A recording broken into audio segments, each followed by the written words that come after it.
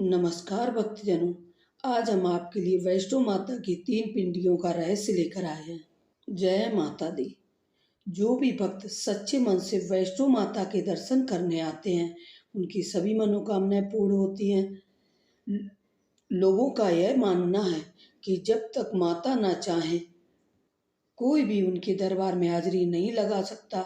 जब माँ की इच्छा होती है तो माँ किसी न किसी बहाने से अपने भक्त को अपने पास जरूर बुलाती है और भक्त भी श्रद्धा भाव से माँ के दर्शन करने जाते हैं। कहते हैं माता के एक बुलावे पर उनके भक्त माता के दर्शन करने के लिए दौड़े चले जाते हैं।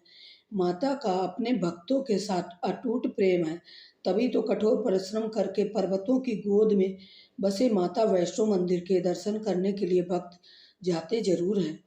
भारत के खूबसूरत जम्मू कश्मीर राज्य की हसीन वादियों में उधमपुर जिले में कटरा से 12 किलोमीटर की दूरी पर स्थित है माता वैष्णो देवी मंदिर। जिस पहाड़ी पर यह मंदिर बना है उस पहाड़ी को ही वैष्णो देवी पहाड़ी के नाम से जाना जाता है।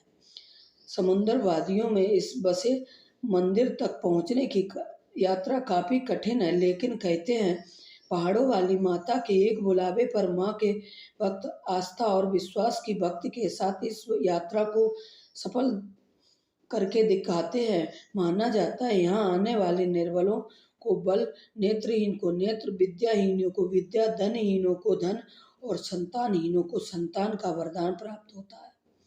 पहाड़ों वाली माता। जम्मू कश्मीर के माता वैष्णो देवी का मंदिर भक्तों की आस्था का बड़ा केंद्र है। यहाँ स्थित माता की 3 पिंडियां हैं, किसी रहस्य से कम नहीं है। लेकिन क्या आप जानते हैं कि माता वैष्णो देवी की 3 पिंडियों का रहस्य क्या है? और ये 3 पिंडियां ही माँ सरस्वती, माँ लक्ष्मी और माँ काली का प्रतीक है।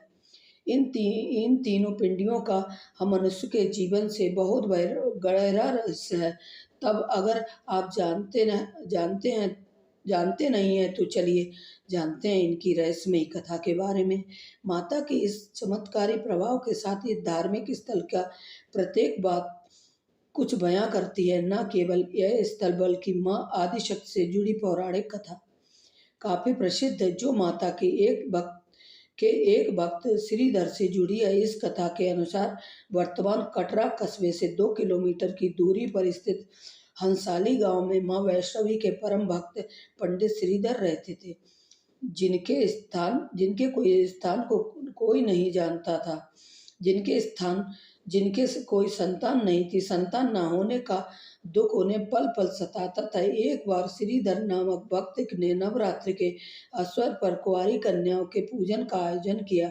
माँ वैष्णो देवी के कन्या रूप में स्वयं वहां आई। पूजन के बाद सभी कन्याएं चली गईं, लेकिन माँ वहीं रुकी रही और श्रीधर से कहा कि मुझे भंडारे का आयोजन करना चाहिए तुम्हें भंडारे का आयोजन करना चाहिए। पूरे गांव को भंडारे का निमंत्रण दे आओ। पंडित श्रीधर तो दुविधा में पड़ गए। एक गरीब इंसान इतने बड़े गांव को भोजन कैसे खिला सकता है?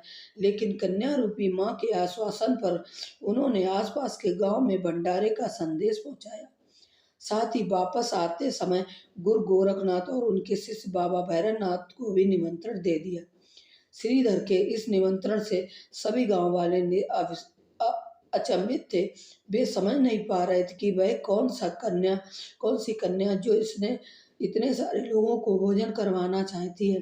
लेकिन निमंत्रण के अनुसार सभी एक एक करके श्रीधर के घर पहुंचे, एकत्रित हुए।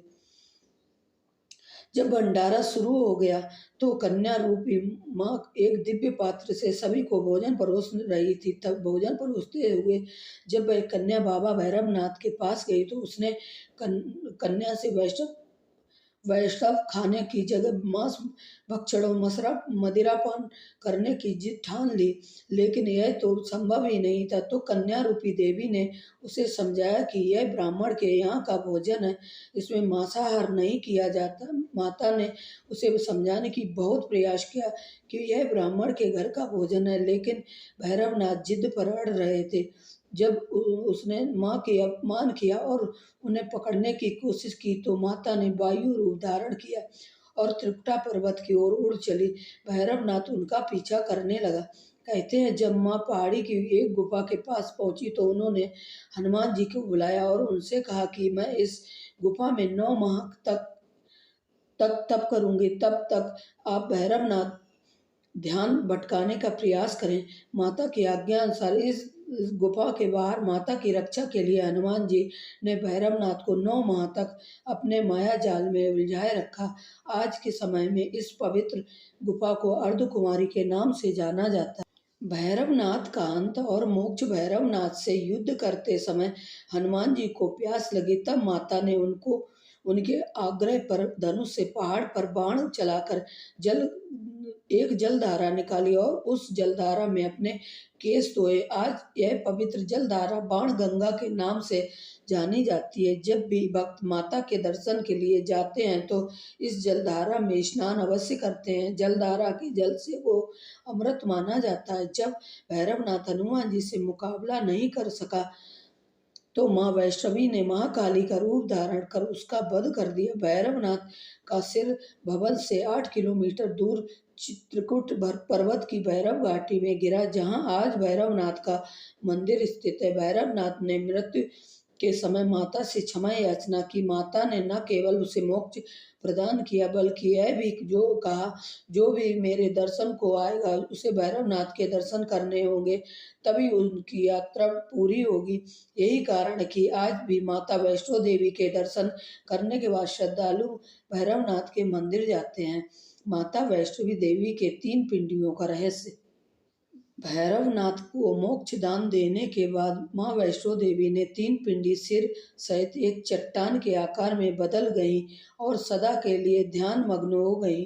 इस बीच पंडित श्रीधर भी अधीर हो गए तो उन्हें सपने में त्रिकुटा पर्वत दिखाई दिया और साथ ही माता की 3 पिंडियां भी, जिनकी खोज करते हुए वह पहाड़ी पर जा पहुंचे। पिंडियां मिलने पर उन्होंने सारी जिंदगी विधि पूर्वक उन पिंडों की पूजा की। उनसे प्रसन्न होकर देवी उनके सामने प्रकट हुई और उन्होंने आशीर्वाद दिया। तब से श्रीधर और उनके वंशज ही देवी माँ वैष्णो देवी की पूजा करते आ रहे हैं। माता के इन 3 पिंडों का चमत्कारी प्रभाव भी रोचक है। यह आदिशक्ति के 3 रूप माने जाते हैं।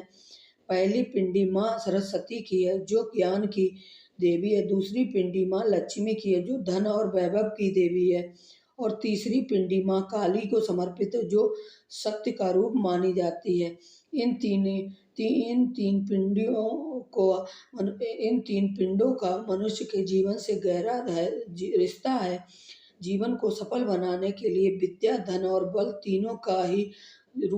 तीनों ही जरूरी हैं। इसलिए इन्हें हासिल करने के लिए भक्त कठोर परिश्रम कर पहाड़ियों की यात्रा पूर्ण करता हुआ माता के दरबार में पहुंचता है। जो जितने उत्साह से इस यात्रा को पूरा करता है, माता का आशीर्वाद उतना ही उस पर बढ़ता चला जाता है। तो सभी भक्त प्रेम से बोलिए जय माता वैष्णो की। माँ अपने भक्तों पर हमेशा अपनी कृपा दृष्टि बनाए रखे। जय माता दी। अगर आपको हमारा यह वीडियो पसंद आया है तो लाइक कीजिए, मेरे चैनल सब्सक्राइब कीजिए और ज़्यादा से ज़्यादा शेयर कीजिए। आज के लिए बस इतना ही। Thanks for watching.